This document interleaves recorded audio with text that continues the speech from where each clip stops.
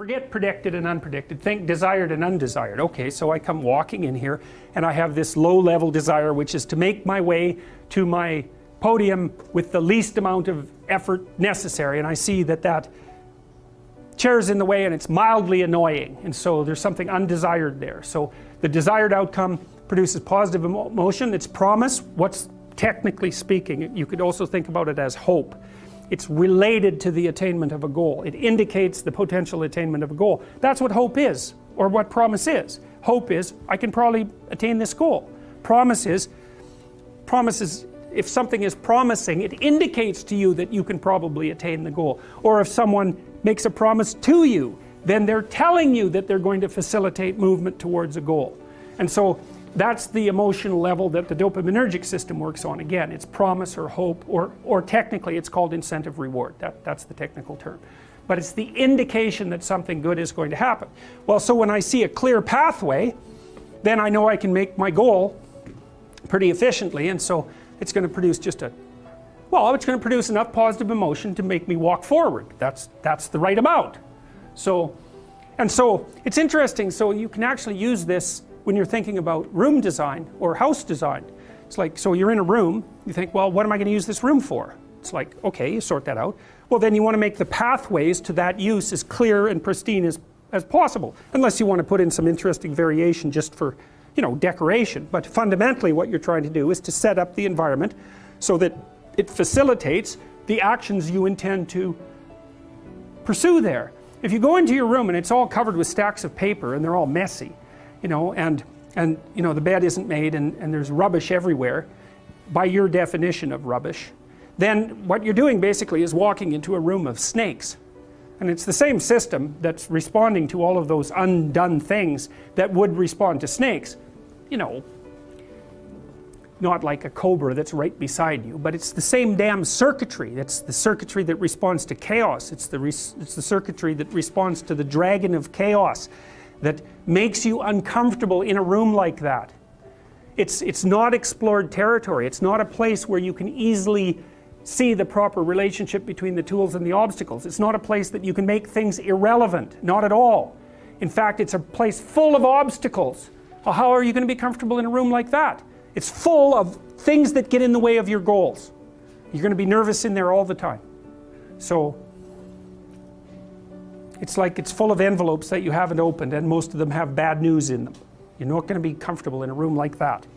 You think, well, can't you just ignore those envelopes? It's like, well, it's a stupid way of looking at it. So, promise produces hope / pleasure, curiosity, all the incentive reward related emotions sort of fit in that box. And then undesired outcomes produce threat. They're threats, and they produce anxiety. But that's not even exactly right. That's in an elementary discussion of the role of comparator systems in the brain, which we'll talk about in more detail.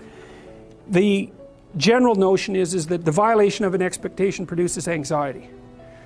And that's a pretty good model. And it's got some support from the psychophysiological, pharmacological literature, because if you give animals anti-anxiety agents like benzodiazepines or alcohol or barbiturates, they do respond less to the violation of, quote, expectancy. It does dampen the response. But it's an oversimplified model, and to get understanding of human behavior correct, you have to expand it a bit. It isn't precisely that unpredicted outcome is a threat and it produces anxiety. It's that unpredicted outcome makes the irrelevant relevant, and it produces an undifferentiated emotional and motivational state.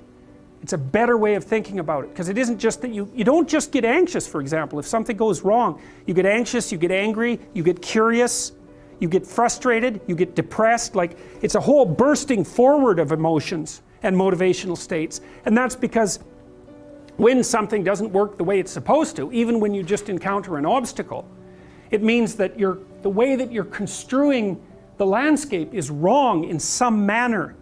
And you don't exactly know what you're going to have to do in order to fix that, unless it's a very trivial violation. And it's one that you know immediately how to redress. Like if I'm, again, so I come around the corner and I look at that chair and I'm annoyed because it's in the way, you might think, well, how annoyed should I get? And the answer should be something like, your annoyance should be in proportion to the amount of time and energy it will take to move that chair. Right? Because that's kind of like a proper perception. So it's like, I should be that annoyed. I should be annoyed enough so that I've indexed doing that. Because that does actually take some time and energy, and that actually has a cost, and the fact that I have to pay that cost should be signified by something, because otherwise I wouldn't be sensitive to costs. And so the annoyance, if it's in proportion to the effort, is exactly indexed properly. Now, often, unfortunately, you don't know how to index. So you have an old car, you're driving to work, someone bumps you from behind, and then your car doesn't work. It's like, well, how annoyed should you get? You don't know.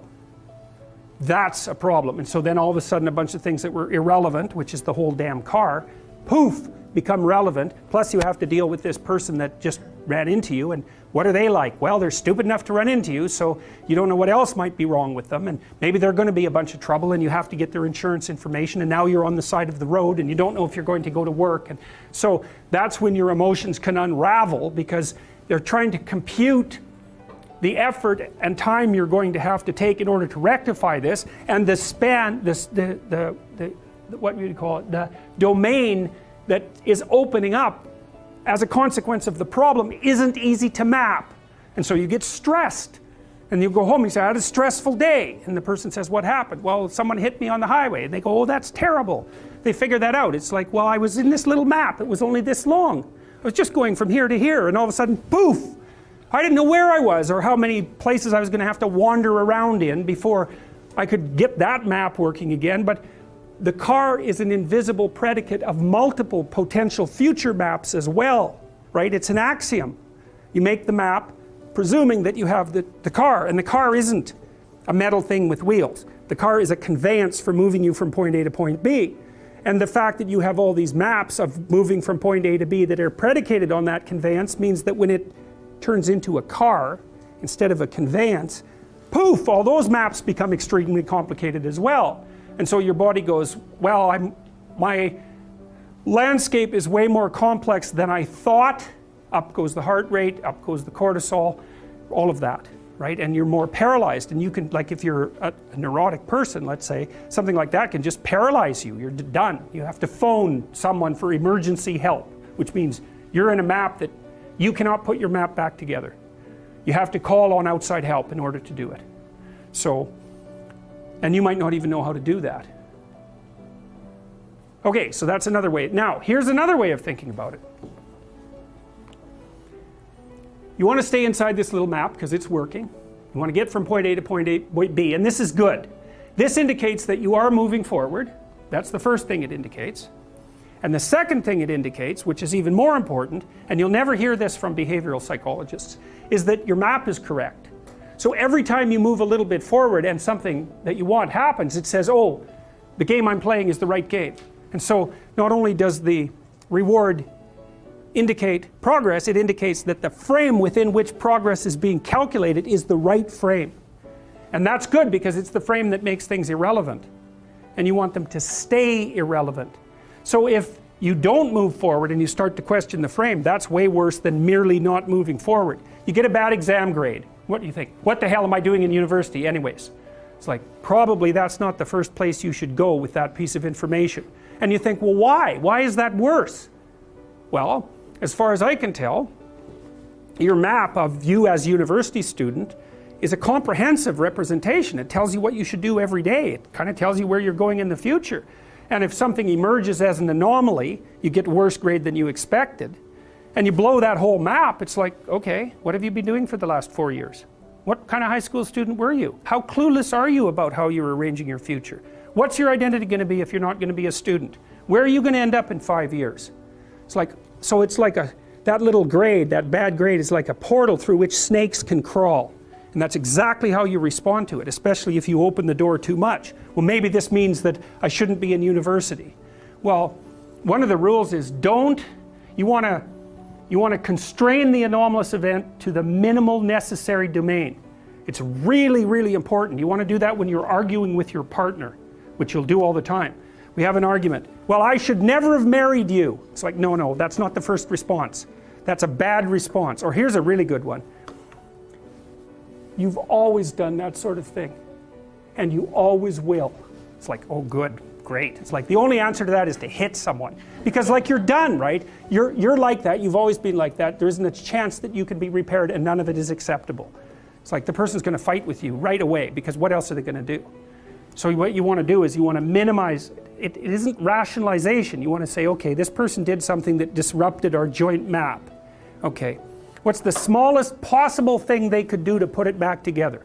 And you have to know. Well, we need to make a plan so you don't do it again. Or we need to have a discussion so that you know that it wasn't a good thing to do. But I'm not going to go after your whole character. I'm going to say, when I come home and you're watching TV, just come to the door and say hello. Not, don't you love me? Or something like that. It's like, no, no, you just have to walk to the door and like give me a hug or something. And then that's good enough. And so then the other person might be able to tolerate that much corrective information, maybe, if you're kind of nice about it, and you also understand that they're probably going to have something equally horrible to say about you in the next 15 minutes because you're going to do something stupid.